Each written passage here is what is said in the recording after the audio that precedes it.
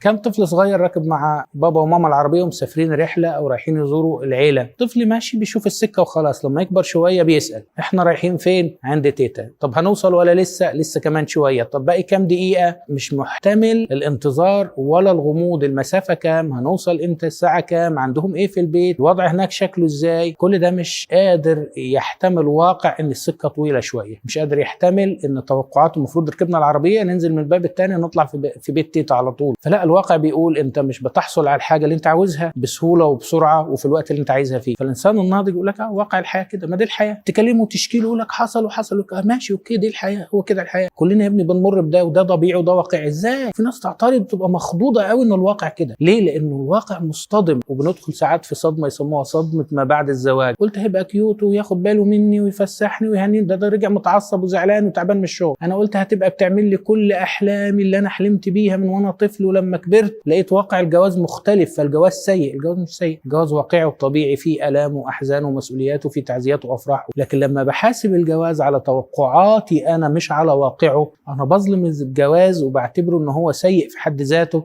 تطلع نكت سخيفه عنه، وتطلع تعليقات كوميديه، ويطلع بقى اهانات للانواع الاخرى. لو انا راجل نكت تبقى على الستات، لو ست يبقى النكت على الرجاله. وتطلع لان احنا توقعنا واشتهينا ان الحياه تدينا توقعاتنا، ما خدناش بالنا ان توقعاتنا دي ملهاش دعوه بالحياه، والحياه شيء مستقل خالص عن توقعاتنا احنا. الانسان الناضج يبقى قادر يتكيف مع الحياه بنقصها بعدم اكتمالها، بغموضها، بان الحياه مش بتديله على حسب مزاجه، بآلامها اللي بتألمه من الناس والاشخاص والعلاقات والاحداث. هي دي الحياه، الانسان الناضج يقبلها زي ما هي.